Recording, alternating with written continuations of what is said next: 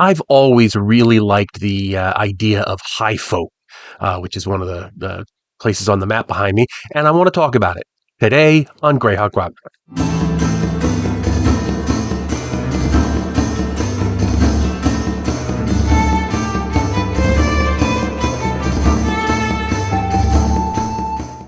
So Highfolk is both a free town and a valley, and it's located right here, right between Furiondi and the Vesve Forest and the Yaddle Mountains. In here, this right here is Highfolk. And we first hear about it, obviously, in the Folio and Gold Box, and we learn they have it broken out into two. The town has a population of 2,500, which seems a little low. There are some high elves there. The valley itself has a population of 20,000 woodsmen, plus there's a bunch of elves and gnomes and halflings and so forth. So it's very demi-human friendly area there, which you understandably, because it's a lot of it's in the Vesve Forest itself. For the town, we learn it is an independent town of importance simply because it is the southern outpost of the Olven folk in the Quagflow Valley, which is called the Fair Dells in the Olven tongue. It is well fortified and protects the homeland, the 100-mile stretch of valley above, which lies between the southern arm of the right where I pointed to, basically. There are many thorps set in the beautiful dales along the banks of the river, and the Lord of the High Elves dwells in the region, along with some 10,000 of his kin and numerous Sylvan elves as well. The folk of Highfolk in the valley above are at peace with their neighbors to the north and south. The more restless sometimes take service with mercenary bands coming from Perrinland. Because Perrinland, right here, is known for its mercenaries, for exporting mercenaries, just like medieval Switzerland. The valley, as I said, has a population of 20,000 plus a whole bunch of demi-humans. The humans dwelling along the 100 miles of the valley are woodsmen who live in harmony with their demi-human fellows, or hillmen who are allies of the gnomes. The Lord of the High Elves is deferred to as the nominal ruler, but this is through general consent and respect. The word of a gnome prince, a village elder, or the earl of a community of Sylvan elves is listened to with as much respect. All of the peoples of the Highfolk Valley are independent and free-spirited. However, in time of need, they are able to muster a considerable body of fighters, including humans armed with longbows and many sorts of demi-humans. The Knights of the Heart of Highfolk, which is a chivalric order, are drawn from the best of the elven and half-elven warriors of the valley region. The main enemies of the people of Highfolk come from the land of Ayus, penetrating the Vesve Forest. So we've got Ayus over here, right above where the camera is. They go through the Vesve and they raid into the southern area. So that makes sense.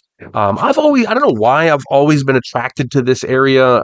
It's very great for adventuring because you've got mountains and you've got plains and you've got forests. You have a couple of different villains or sources of villains, because you've got Ayus, you've got Ket. There's a lot going on in that region, and a lot that you can turn into a very good campaign setting. Now, it was carried forward in From the Ashes, so we learn about what happened there in the in the Greyhawk Wars, and I'm just going to, they do the same thing. Now the city of Highfolk has a population of 9,000, which is much more like it. This domain is strategically important to Furiondi, whose diplomats, spies, and military advisors work closely with the Highfolk. Remember, this is taking place in 585, so 9 years after the Gold Box. Preventing its fall to Ayus keeps Furiondi's northwestern flank unexposed and maintains the vital trade link to Perrinland.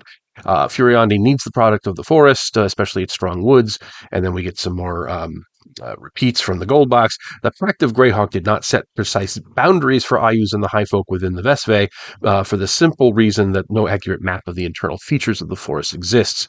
Ayus feels free to interpret the pact as giving him domain over all of it, and the Highfolk can look forward to skirmishes and battles for many years. So again, you have that ongoing tension, the ongoing conflict, which you can turn into a lot of adventuring possibilities.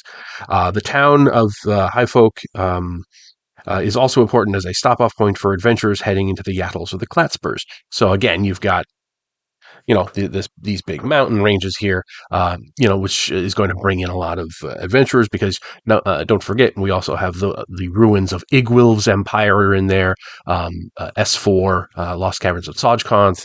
There's the Temple of Tharizdun is in there. There's a lot going on. While monsters aplenty are ready to greet such brave souls, the Yattles in particular have a whole host of legends pertaining to lost magical treasures. Igwilv, any one of which would make a man's fortune for life. There are still those who wish to seek fame and fortune by searching for them. Most do not return. And don't forget, Adventures Dark and Deep Light is now available on DriveThruRPG.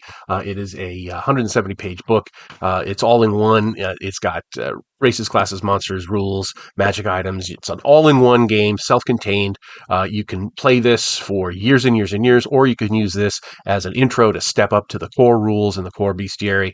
But this is the version of 1E that I wanted to play back in the day, and I just made it happen. So please do check it out. I'll put a link below. Now, the show. Then we learn more about Highfolk yet later on, because then we have The Adventure Begins, which is set in 591. So another 6 years have gone by. And we learn adventures suggest themselves easily for Paranland or mercenaries. The Highfolk will be preoccupied with Ayuz and his humanoids for years to come, which lets you know that there are, the simmering tensions from 6 years before are still happening. You still have that back and forth in the forest to give you, to give you some adventuring fodder in there. So that's the people of Highfolk continue their struggle against Ayuz's humanoids in the Vesve Forest. The war situation is thought to be fluid, but most feel Highfolk has the upper hand for now. And I notice that they keep saying Highfolk there.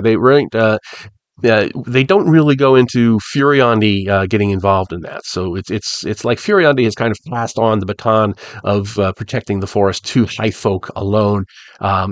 They probably give some monetary and other kind of support there, but Furiondian troops are going to be fewer in the forest because they have other places to be to stop Ayuz. So you have that whole thing going on there. So I just love the idea that you have this kind of independent realm. There's a town, but it doesn't control the lands around. There's a number of different friendly, cooperating power groups there. You got the elves, you got the gnomes, you got the wood elves, you've got the humans in the towns, and then you've got the humans in the forest and the humans in the hills. You've got all this stuff going on, and then you've got these pressures from outside because you've got Ket and you've got Ayuz in there. You have friendly but still manipulative neighbors in Furiondi trying to, make sure that Highfolk stays friendly with them. And then you've got the neutral Paranland coming in with trade and mercenaries, and Ket is always looking to expand out and pressure into the eastern lands. So you got a whole lot of very dynamic things going on, and you've got the ruins from Igwil's empire and a whole bunch of other stuff is probably in the Yattle Mountains. You could set a great campaign here for a very, very long time. So there it is. That's my take on Highfolk.